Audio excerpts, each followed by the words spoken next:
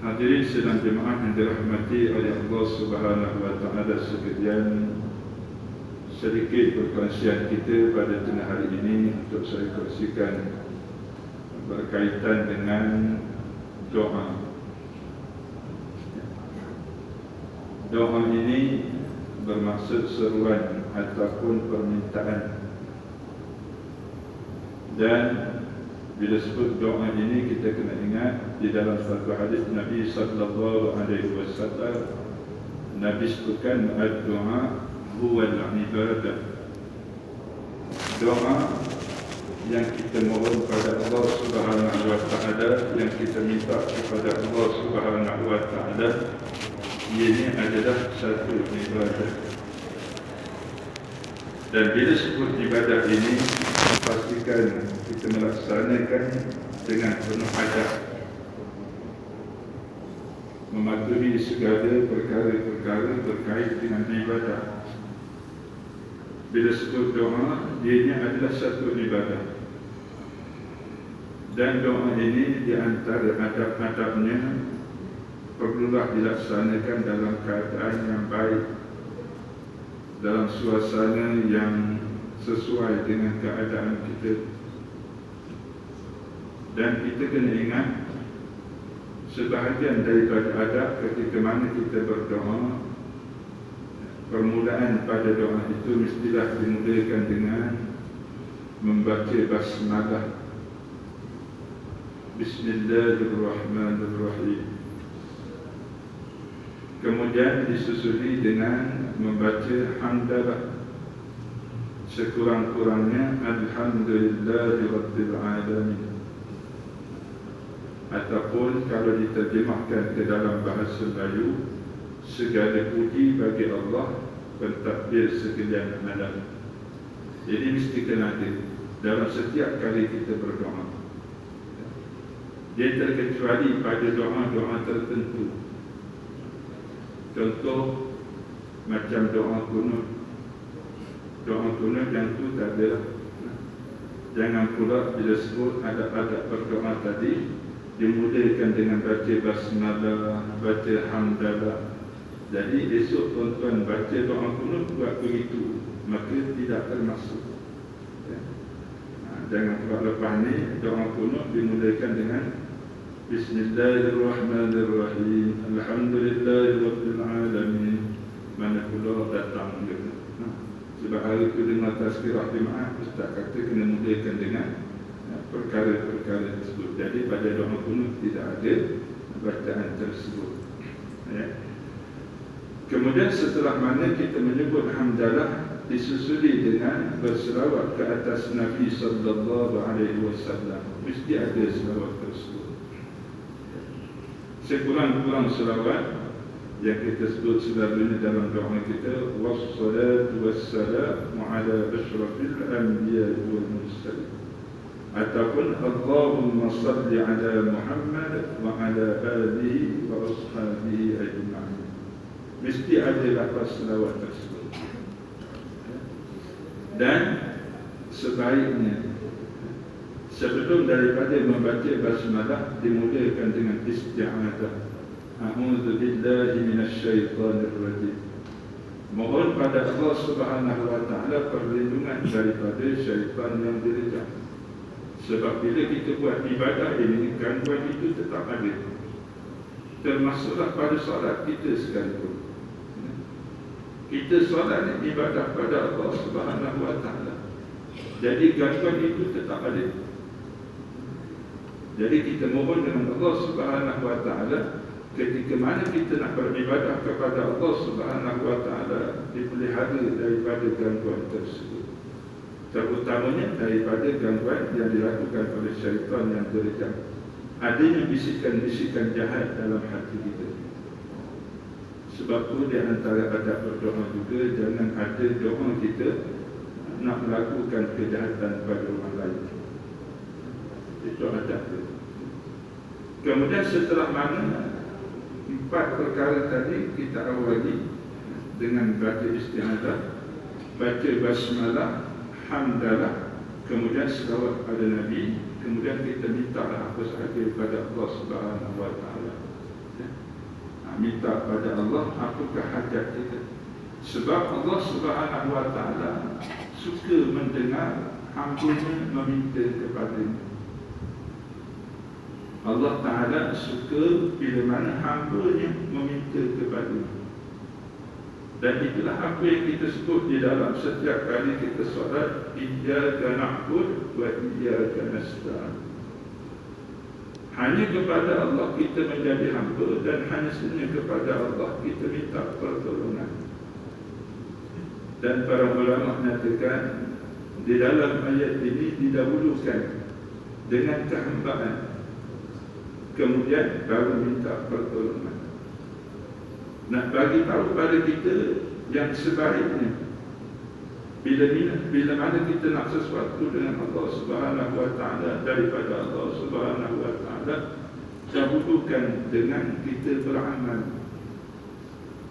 Sebab tu walaupun salat itu sendiri, as-salat dia adalah doa. Salat kita sudah doa, tapi setelah mana selesai daripada salat, kita minta lagi dengan Allah Subhanahu wa Ta'ala. Sebab salat tadi kita beramal, kita buat kerja, dan selayaknya untuk kita minta dengan Allah Subhanahu wa Ta'ala apakah hajat kita. Begitu juga bila mana kita berpuasa. Bila kita berpuasa, selama mana kita berpuasa, maka itu di antara waktu mustajab untuk kita berdoa kepada Allah. Kerana apa? Dalam kita berpuasa itu kita bekerja kerana Allah Subhanahu wa Ta'ala, dan selayaknya untuk kita minta dengan Allah Subhanahu wa Ta'ala. Sebab itu didahulukan iyyaka na'budu wa iyyaka nasta'in. Didahulukan, kalau bahasa mudahnya, didahulukan dengan kerja ataupun amal, baru kita minta dengan Allah Subhanahu wa Ta'ala. Ajak kita lah contoh yang mudah. Cuma jangan kita samakan apa yang ada pada Allah dengan manusia. Pada manusia, contoh dibuka tawaran kerja kosong, kerja kosong, tak kira kerja apa sekalipun. Jadi kita nampak tawaran tersebut, kita pun pergi interview, temu duga. Jadi bila mana yang tempat kerja itu maklumkan pada kita, Tuan telah diterima untuk bekerja, jadi esok Tuan datanglah lapori. Bila kita dengar begitu, kita rasa seronok lah, sebab dapat bekerja, tapi tak kerja lagi. Kita demand pada yang bagi makluman pada kita tu, orang interview tu rasa, kita kata Tuan boleh tak, saya ni esok baru nak datang kerja, tapi saya nak naikkan gaji tu setengah bulan ke.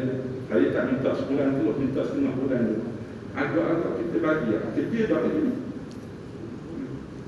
pasti tak bagi. Bukan boleh percaya. Kerja tak bagi, dah minta naikkan gaji ni, maknanya minta upah siap-siap, buat kerja tak bagi. Jadi tentu kita tak bagi. Begitulah yang selayaknya. Lebih baik untuk Allah Ta'ala kita buat kerja dulu.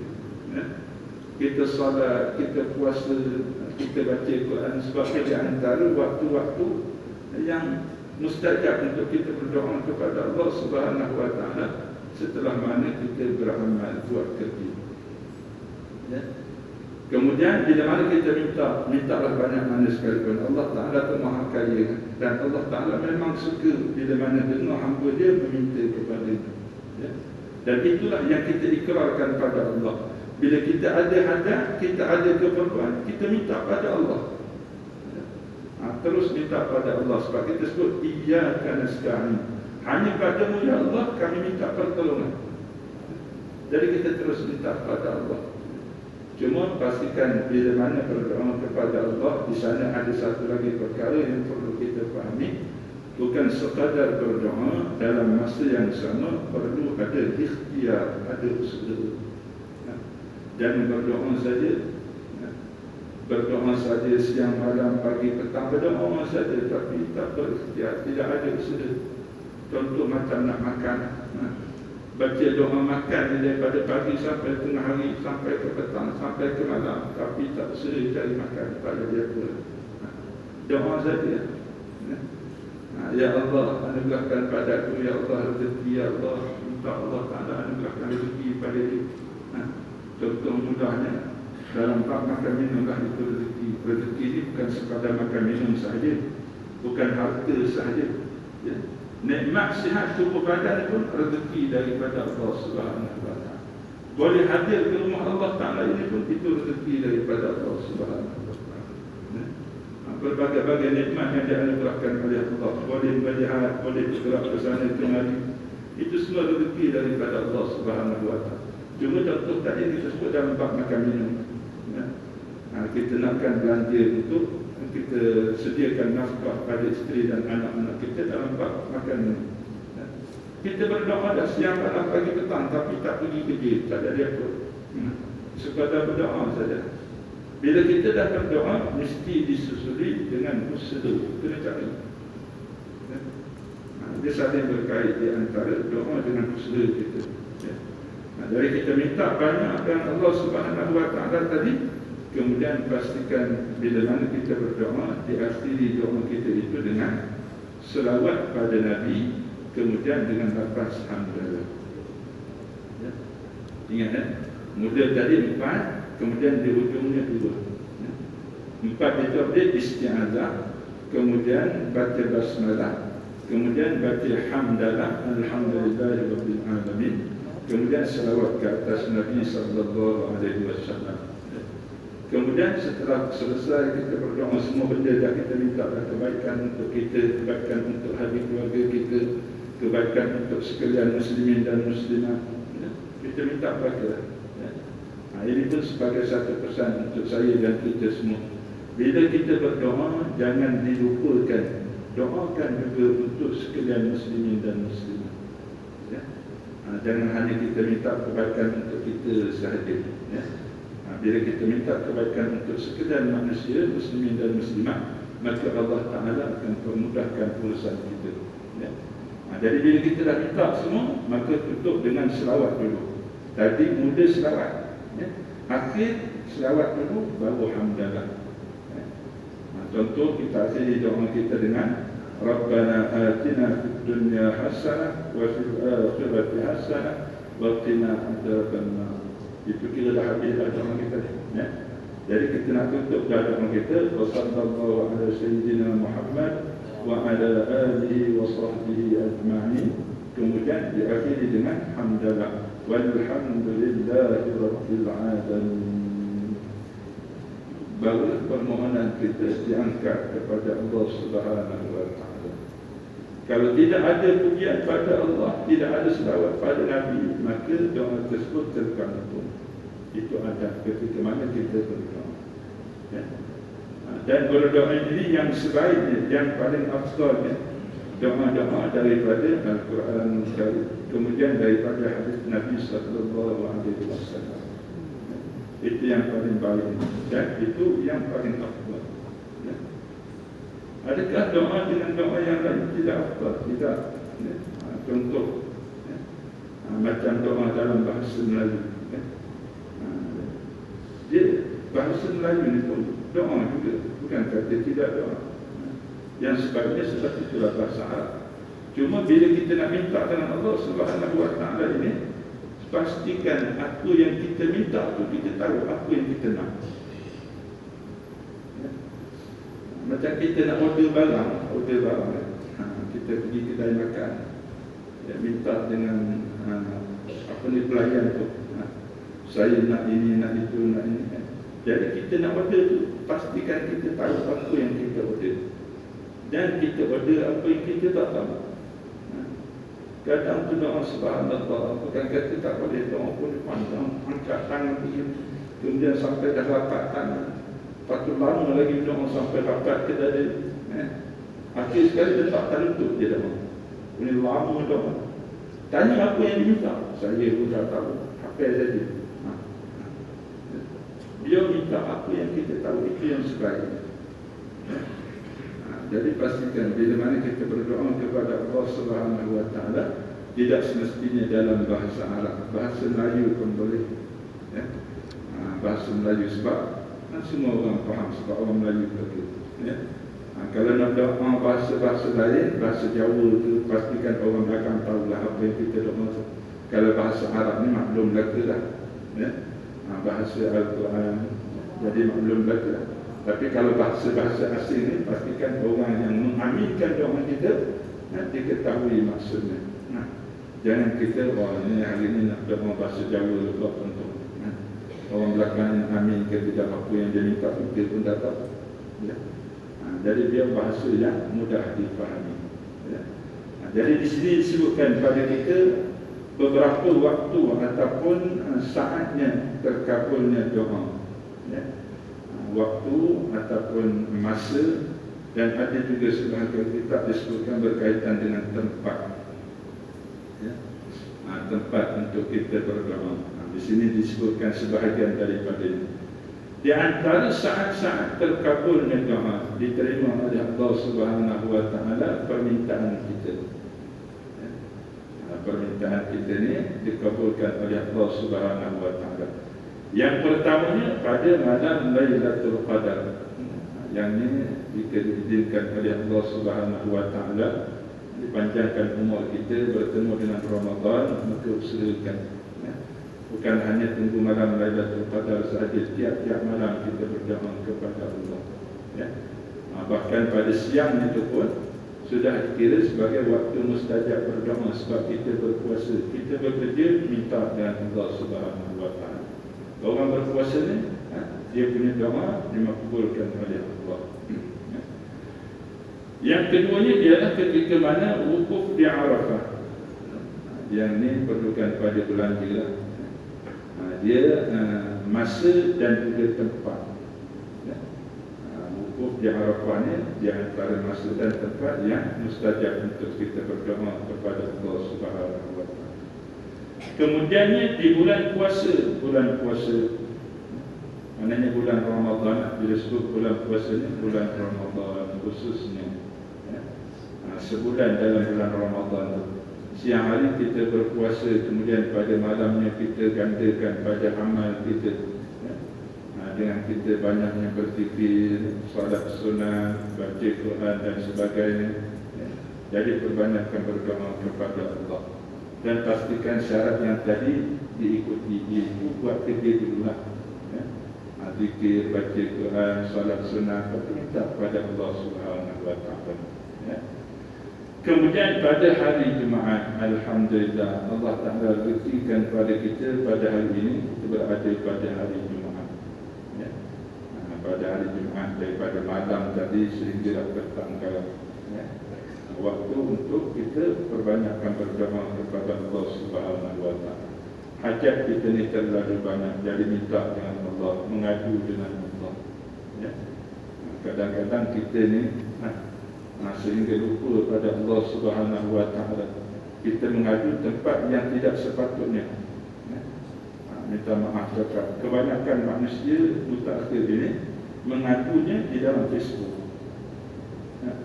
Kesusahan hidup dia, kesukaran yang berlaku dalam kehidupan dia cerita dalam Facebook. Apa juga kita cerita dalam Facebook? Apa yang kita dapat? Mengharapkan doa orang lain. Sebenarnya kita, kesusahan kita ni mengadu pada Allah.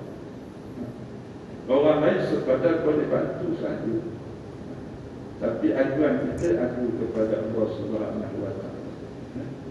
Itu di antara yang banyak berlaku pada zaman kita. Isu yang berlaku dalam rumah tangga, cerita dalam Facebook. Apa yang berlaku perselisihan faham dalam keluarga, ngadu pada Facebook. Allahu Akbar. Daripada benda orang tak tahu, boleh tahu. Itu kadang-kadang terhijabnya doa kita, sebab kita mengadu bukan pada Allah, mengadu pada Facebook. Ya. Saya teringat satu doktor, dia sebut apa, atau penulisan dia tu mungkin ada benar. Dia kata Yahudi punya perancangan, dia kaitkan dengan ayat walan tarda ankal yahud walan nasara hatta tattabi'a millatahum. Orang Yahudi dan orang Nasrani ni, orang Kristian ni, dia takkan sama sekali setuju, takkan redha dengan Islam ni, selagi mana umat Islam ni tak ikut jejak langkah mereka. Ya. Nak ajak masuk agama Yahudi, takkan masuk agama dia.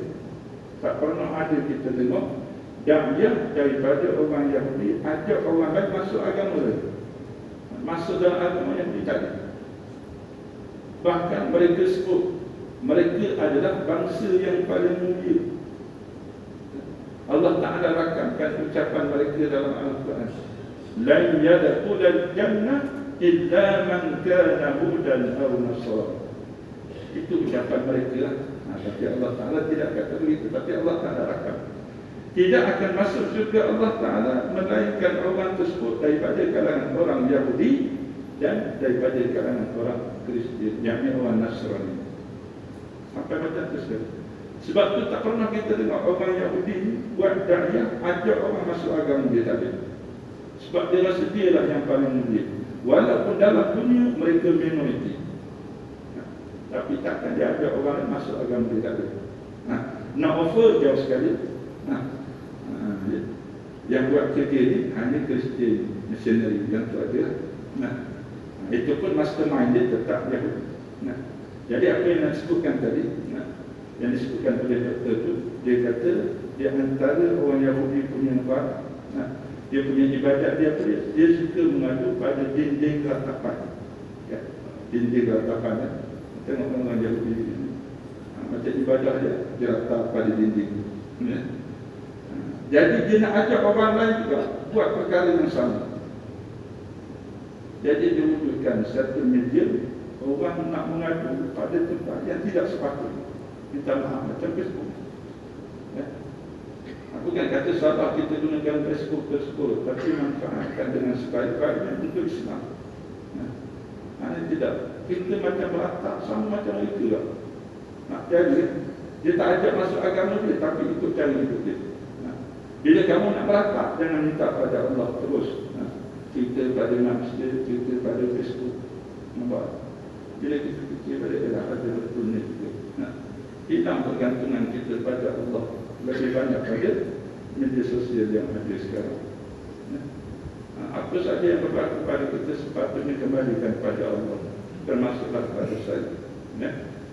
Kalau kita nak sebarkan berkaitan dengan Islam menggunakan media tersebut, maka dia adukan. Jangan pula kita tak ambil bahagian daripada orang kata apa, teknologi yang ada. Jangan pula kita jumpa kita kata saya tak nak gunakan teknologi yang ada ni. Kita sebagai umat Islam kena gunakan medium yang sama untuk menerangkan hebat Islam, perjelaskan Islam pada masyarakat.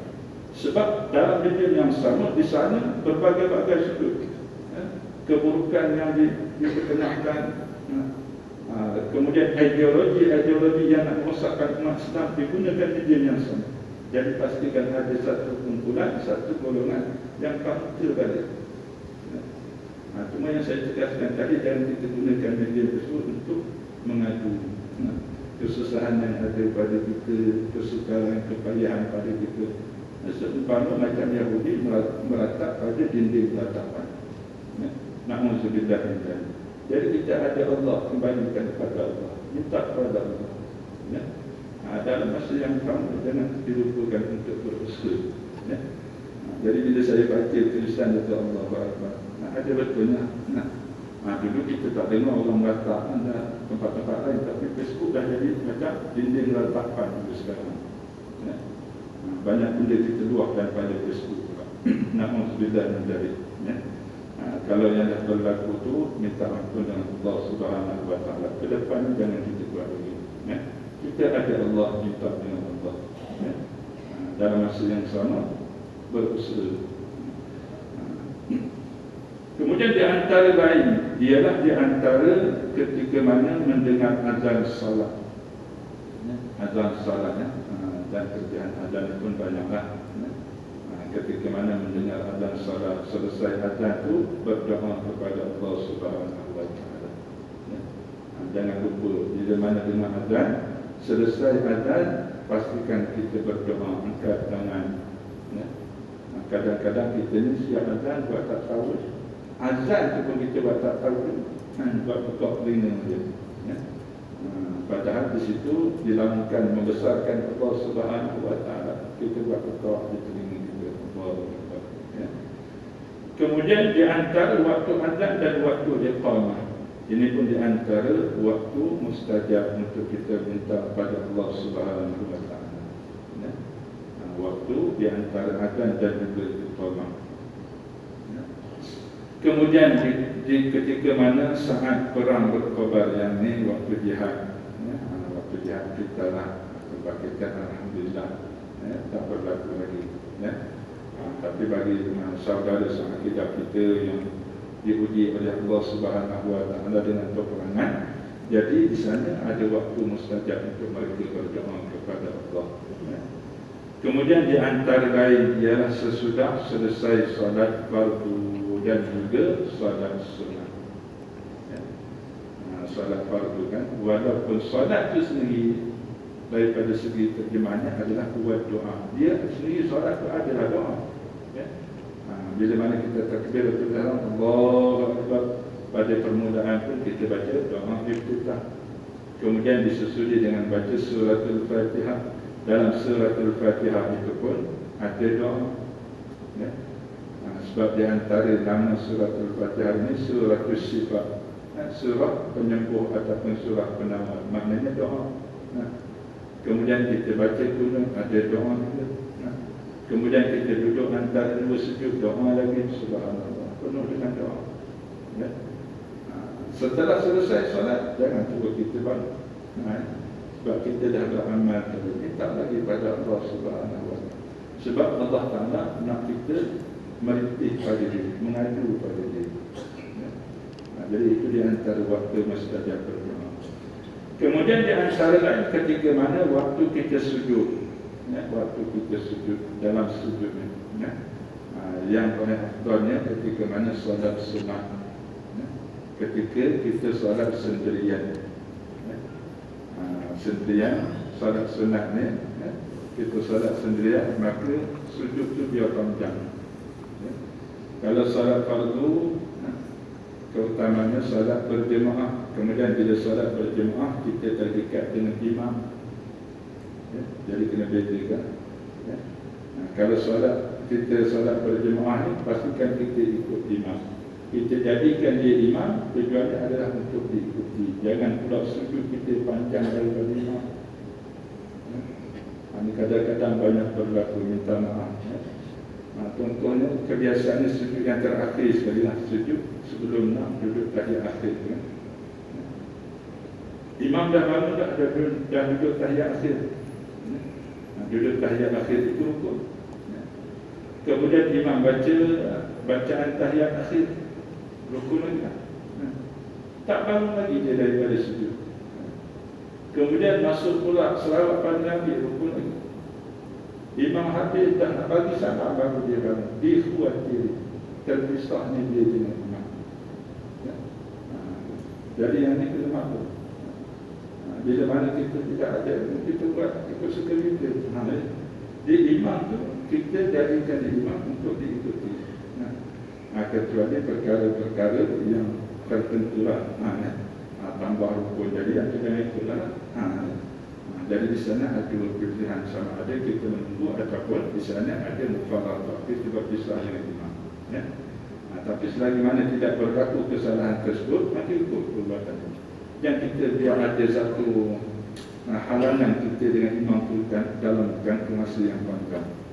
Ya? Kalau kata dalam rukun yang panjang macam rokok, ya? Kita baca surat Al-Fatihah, kemudian imam rokok, kita tak habis lagi baca surat Al-Fatihah. Imam iktidal, lepas imam sujud, ya?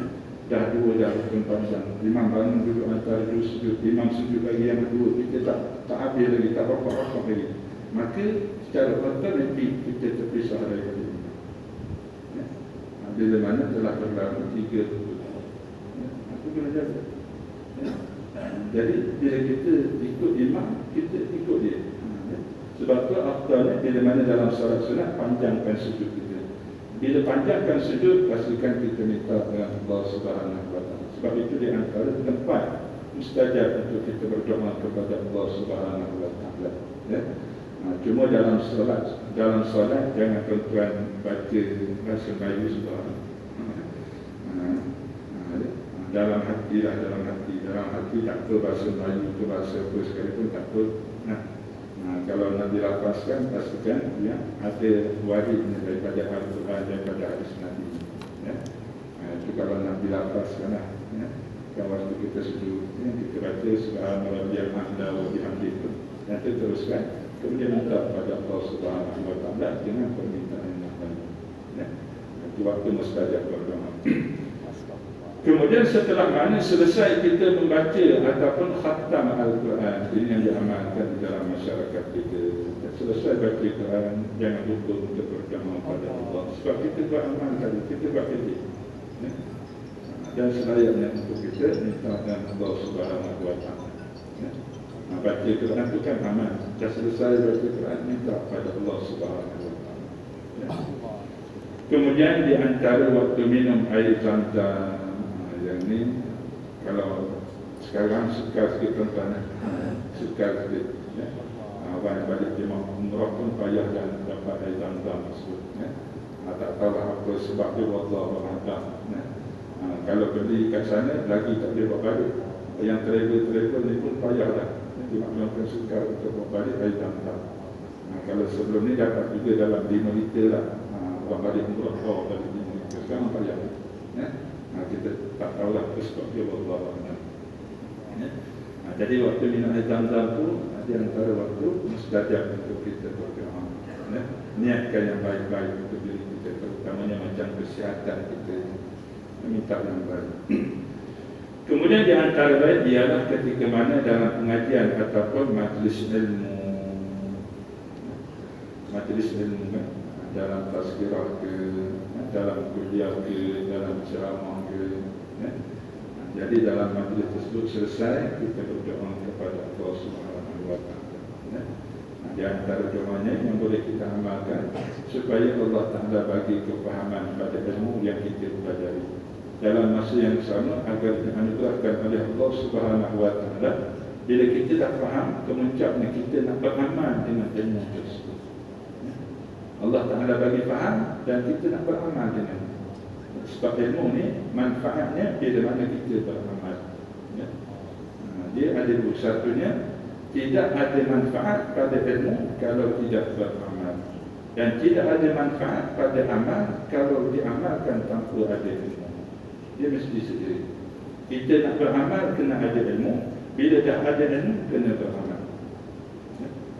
Termasuk apa yang kita kongsikan pada tengah hari ini, mudah-mudahan dapat sama-sama kita amalkan di dalam kehidupan seharian kita. Begitu juga pentingnya bila mana kita baca doa. Itu membedakan pada apa yang kita laksanakan pada setiap hari ini, satu ibadah ataupun ia sebagai satu adat. Contoh mudah, hadirin sekalian, bab makan. Semua orang makan. Orang Islam makan, orang tak Islam pun makan. Jadi bedakan makan kita itu ibadah ataupun adat. Nak jadikan makan kita itu sebagai ibadah, sebelum makan baca doa. Pada Quran, Bismillahirrahmanirrahim. Itu paling minimal. Minimal lagi Ustaz, ada Bismillah, itu paling minimal. Minimal ada lagi, ada tak baca tu. Itu jadi adat. Sama juga kita nak tidur. Tidur kita tu 7 jam, 6 jam, jadikan ibadah. Bagaimana nak jadikan ibadah? Sebelum kita tidur, baca doa. Orang lain pun tidur lah.